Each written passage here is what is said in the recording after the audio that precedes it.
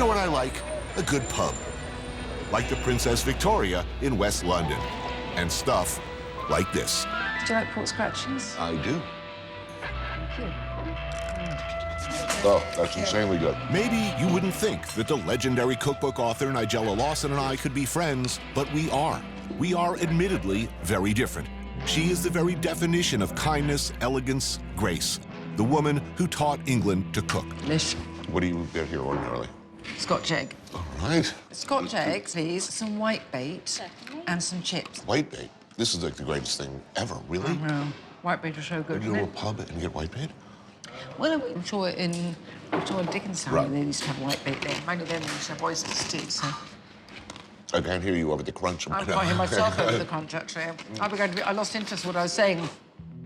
Whitebait, tiny baby herring, lightly battered, whole and fried, tossed with a little bit of lemon juice and salt. The perfect bar food. Slightly crisper. Do you have it in the States? You're starting to see them, but almost never. Beautiful, though, aren't they? And fat chips, always important. What is the appropriate condiment with chips? Being an old-fashioned, I think vinegar and salt. If I'm in Brussels or Holland, I'm fine about mayonnaise, but Only there. Here. I'm with you there. Yeah. And what is it, chips with curry sauce? Fantastic. Sorry. It's really a matter of how many Guinnesses you've had. A soft-boiled egg, wrap it in minced pork, then roll it in breadcrumbs, and what? Deep fry it? It's like a supernova of unhealthiness and deliciousness. This is the important thing, the softness of the yolk. Right. Who invented this? It's just fiendish. One of the explanations, Scotch used to preserve eggs and send them to England. What would happen is that they would do some sort of lime on them, and it would discolour them, so they then covered them to hide that. This is just right. When I grew up, they were very low rent, but very cheap, rather spooky sausage meat, rock-hard egg that's sort of tinged like, you know, Uranus. Right. Uranus, as they prefer to call it now because they get embarrassed. And then deep fried into those cheap red breadcrumbs. And then it got rehabilitated. Very good eggs, very good pork meat. All your basic food groups. These are really good. Really good. Salt and fat, nothing better. Oh, yeah. This is nice. It is nice, strangely calm. It is an argument for England. Really? Yeah. Yeah, a good pub. Yes. And if you're going to have a pint, this is the perfect time. It's quiet. It is. We can pretend all is right with the universe. I'm going to pretend. England, as the anti-Brexit forces found out to their dismay, ain't London. It's different out there. And a lot of it is very, very beautiful. As we get older, we start to look backwards in our life and reflect. When we're young, we only look forward. We don't think of our past. Our past has such a small value. I'm of an age now. We become nostalgic. We become philosophical. One can, if a successful gentleman of many accomplishments, for instance, with a little bit of money to spend, make, as Emerson advised, your own world, far from the madness. We're in North Wiltshire, and there's Bath in the distance. It's really beautiful. Oh, yeah. Nice view. You'll see how it just drifts away. So that's about 5 miles as the crow flies. There are few chefs who set the world of chefs aflame like Marco Pierre White. As young cooks, looking at his incredible rise from working-class boy to the youngest 3 Michelin-starred chef in the world, we were inspired. Not just by his accomplishments and his food, which were amazing. No great chef had ever looked like him before or talked like him. We were not, it appeared, alone. I want to turn Rudlow into a house, not a hotel. So when you walk inside, it's personal. Once obsessed with nothing but working the hardest, the longest, being the best, Marco has transferred his obsessive nature to the more pleasurable task of making the Rudlow Arms his perfect place. What's important about a restaurant is a feel, not a look. You could go to the best restaurant in the world tomorrow, and you could serve the best food, but if you don't feel comfortable within that environment, you'll never enjoy it. Inside is as much a project as the grounds. Every detail. Then you can be yourself. Number 1, environment. Number 2, service. Number 3, food. A pan-roasted filet of beef with escargot. Whoa. It's beautiful. Who do you want to come here? People want to enjoy themselves. I like a mixed demographic. I want a bit of everybody. I don't want to just target one market. Food should be affordable. Very, very good. Has your food always reflected your aspirations and dreams rather than where you came from? I was born and bred on the outskirts of Leeds on a project housing estate. Even though I was born into very humble beginnings, I used to cross my road, walk over the golf course, and there I was on the Harewood estate, designed by the great Capability Brown, the stately home of the Earl of Harwood. That was my playground. I was fascinated by the countryside. I loved the rivers, the streams, the brooks, the fields, the woods, what was within them. That's what captured me. It was a dream. That was my escapism. My mother died when I was 6. Mother Nature, she became my surrogate mother. And so therefore, I had this amazing love affair with nature. But look, once you go into a high-end restaurant, you're about as far from nature as you can be. I mean, it's hard to rise up the ranks of a good fine dining restaurant, particularly in the time that you came up. Shit was not easy. Everybody in the kitchen that I started in came from a housing project. They were working class, they were tough, they were hard, really hard. The flip side of that coin was nature. It was all those beautiful ingredients, that beautiful contradiction.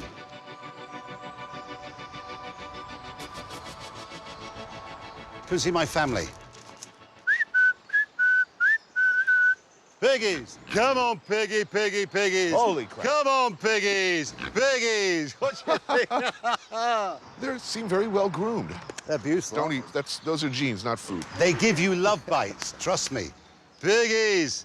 What do you think of all our friends from America? Yeah. Now, what breed of pig is These are Oxford Sandy and Black. They're a traditional Wiltshire pig. In 4 months, this is how big they've got. Wow. They remember your voice and your smell. They're really, really affectionate. Naturally live in woodland. Indeed. Beautiful. It's almost self-sustaining here. Well, we will be for bacon. Bye, pigs. Piggies. Piggies. I've never been happier here. I found somewhere Nice. I'm really happy. The legendary classic, on Marco's original menu back in the day, Pig's Trotter a la Pierre Kaufman, an homage to another great chef and mentor.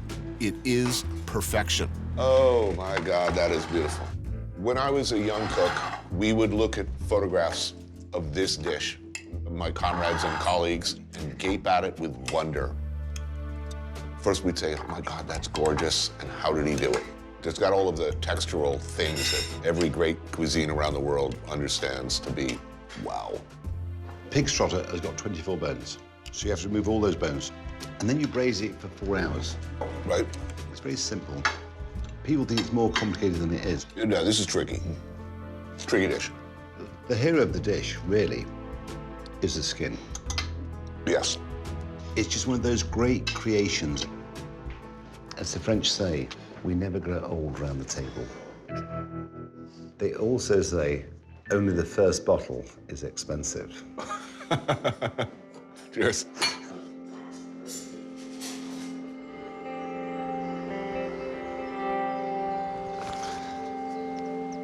So this is my big project I'm working on.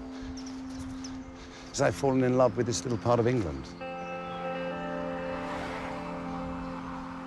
I put myself out to graze, I suppose, Anthony. I'm retired. And I like doing what I do here. I mean, if I look at the amount of nature we have here now, since we've done what we've done, it's enormous compared to what we had. Right. You know, I like seeing the increase of songbirds, the hens with their young chicks, the geese. They're my... Fabulous, aren't they? Amazing. They're nuts. They are beautifully, beautifully nuts. There's no guarantees how long we're going to be here. Just enjoy life.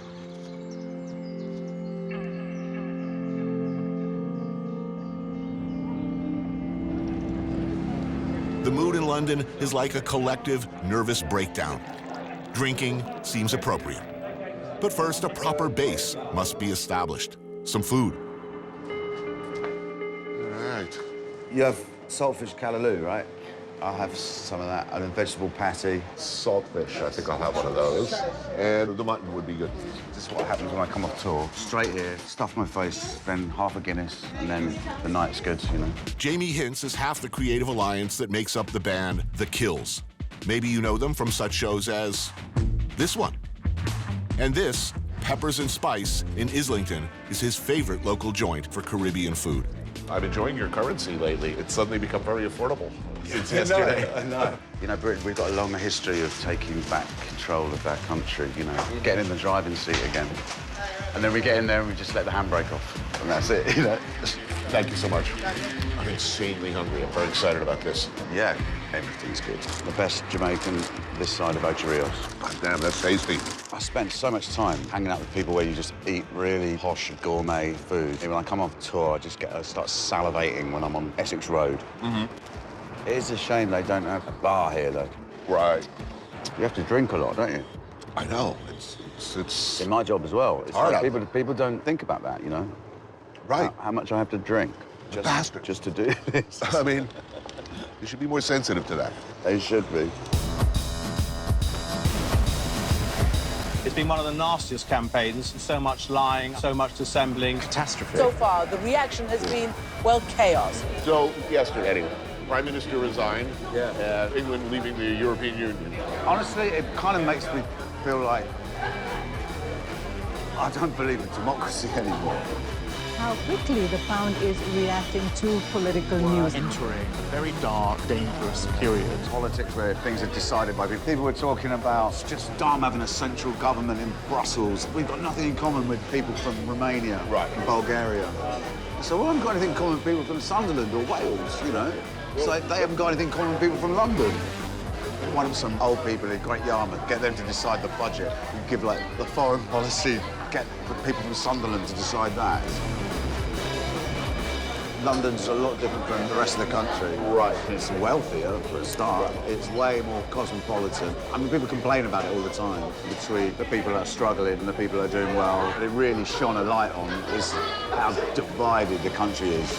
People don't just look at it as a financial thing. It's an issue of cultural identity. European citizens who have lived here for 10, 15 years, for the first time ever, been the victims of racial abuse. Are you evil? British drinking patterns seem to be driven by the fact that pubs close at, what, midnight? Yeah. I noticed as we approach last call, people start, like, doubling up. The drinking starts to accelerate in a mad panic. Load as many in. Do you think if you extended drinking hours that it would improve behavior or make it worse? I mean, let's face it, your countrymen have a bad reputation.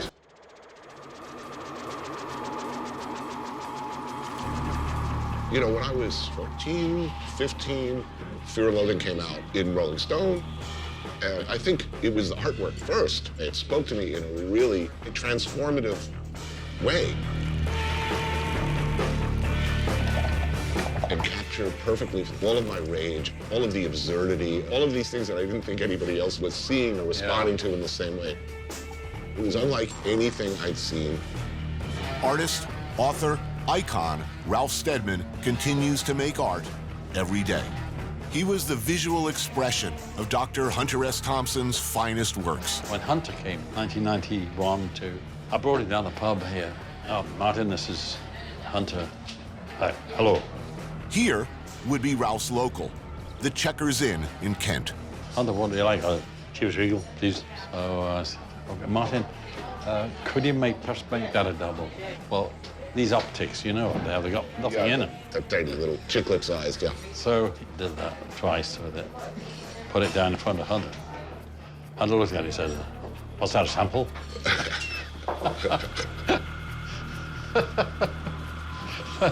Where are you from originally? Well, I am Welsh. My mother's, she was Gwenny Rogers from Roslanagugog. Uh-huh. Don't ask me to spell that. No, I can't even do it myself. So how English do you feel, given that you grew up in Wales? Well, in a way, you know, I was not far from Liverpool. The food is pub fare, a runny egg wrapped in Parma ham and breadcrumbs. Prawn cocktail for the man. I think it was the Scanlon's article, the first you worked with Hunter Thompson, Kentucky Derby. Yeah. I mean, before that, would you say that you were a respectable figure, making a living doing your work? I mean, because you kind of were transformed very quickly into a countercultural figure. I think a lot of people will, appropriately or not, see you as an outlaw artist. Yeah, but I didn't start off wanting to be an artist. I wanted to be an aircraft engineer. I didn't like factory life, but I had to go every week to do technical drawing, and that's where the lines and circles began. Right. I've been doing a book of critical critters with beastly sneers and callous observations by Kerry Levy. He's writing about the thing. Articulated bum lice? Yeah. I don't know whether it exists, but... I'm pretty sure they do. What? Yeah, I'm pretty sure they do. Really? Some sort of... There's definitely bum-seeking insects that I've encountered. He thinks that I'm obsessed with things to do with, you know, laboratorial humor, but... That's kind of an English thing. Is it? I saw an advert. You, too, can learn to draw and earn pounds. I took the course while I was doing military service. I was drawing the guys in the billet playing cards, blankets on the bed, boots in the bed. Very simplistic stuff. Nevertheless, it got me started. And have you heard of an echidna? I have not. This is a hedgehog type of creature. There aren't many of these left, you know. They reach critical stages, and this is going in too, because, excuse me, we're collecting for the endangered species. We can all learn to do this first. Not this. Right? But this.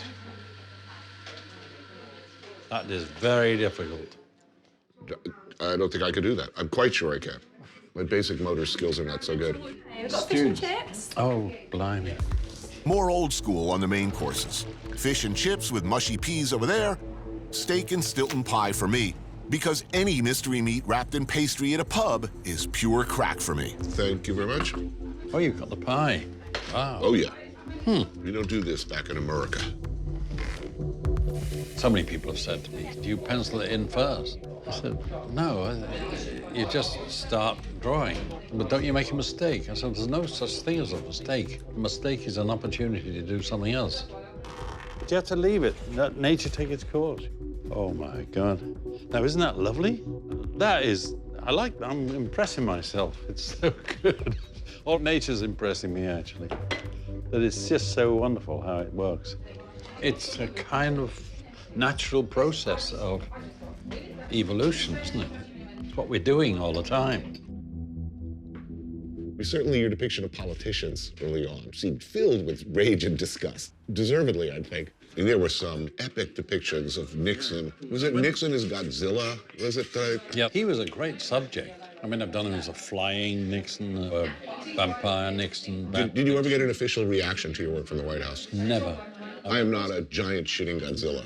Yeah. You don't want to deny that. No, it's funny how that was. Boris Johnson here. I think the hair, in this case, it's an irresistible impulse. Well, to do it, I've got to come out with it more... it's perfect. Play. Boris is our Trump. Well, it is a supernova of incredibly bad hair. Yeah. I mean, the two of them together. What's happening? What's going on in this country? Is it going to be okay? Not at the moment, no. Does it say anything about the country as a whole? I think it does. Perhaps there's been a secret desire to really say, wait a minute, what would we like to be in the great British Isles again? I was doing this last week just because I can't stand snakes. So I said, okay, I'll do you one. I did one snake last week, started to do this. St. Lucia racer snake, like that. And then the next day we had the referendum. Friday morning, when people realized what had happened, there was a terrible gloom, there was a sense, we all felt it.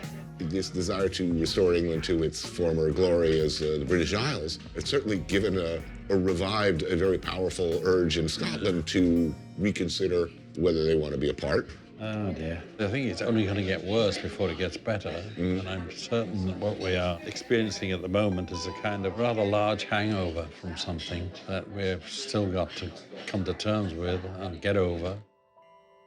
Do you think some of your stuff, is there anger in there or exasperation? I think so. Look, I said, I don't know, 50 years ago, that I wanted to change the world.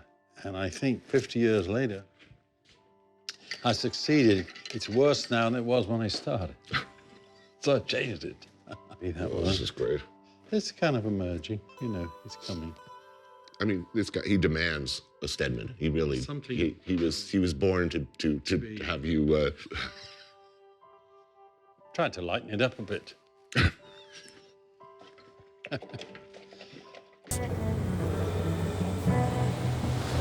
Where he can find himself locked in an epic struggle with a creature of the sea, plumbing the depths for that most primordial of needs, food.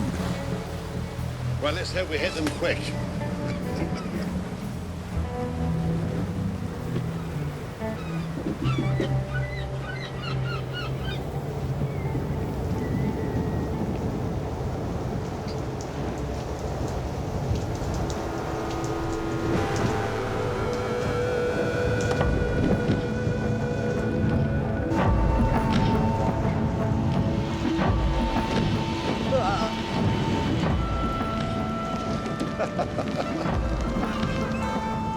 Get off!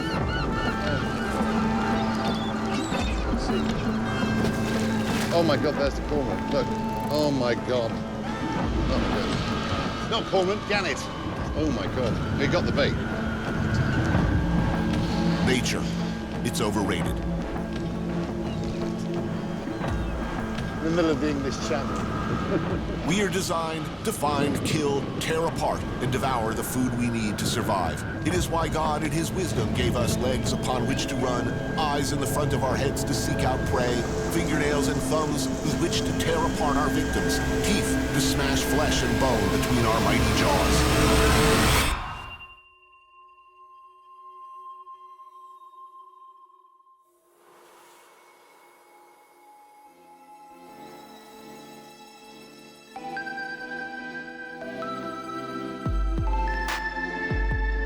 Here in the coastal town of Weymouth at the Marlborough is where I'll be smashing deep-fried haddock between my freaking jaws with something called a chip. Sliced white bread and butter so we can make a chip butty. Do you like a chip butty? I don't know that I've ever had one. I've heard of them. Delicious. All right, you're an easy man to please.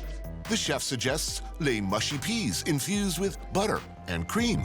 I have such fond memories of Weymouth. My sons went to school just down the road. Yeah. I used to bring them to the Marlborough for lunch and that. And they weren't big fans of fish and chips because they were sort of 13, 14, right. And they preferred meat to fish and chips. Mm. But this is the best restaurant, in my opinion, in Weymouth. Thank you. Thank you, that's very kind. Put the mushy peas in the middle. There we go. All right. See, this is how we do it in Yorkshire. So a little taste of mushy peas without vinegar. Right. Come on, Anthony. They're all right. Mm. Now, put the vinegar on. Oh, my. So working class, as I say, in Yorkshire. Mm. Do you prefer them with vinegar? Transforms the whole thing. Completely different, is it? Love buttering my bread. Now, this is the best bit. I can't believe you've never had a chip butty. Well, today's the day. When I was a kid, this was one of my favourites. The only fish I ever ate as a child was fried haddock. Wouldn't eat any other fish. And then the vinegar. Quite generous. And then the salt. And this is what they call a chip butty in Yorkshire, where I come from. Mm.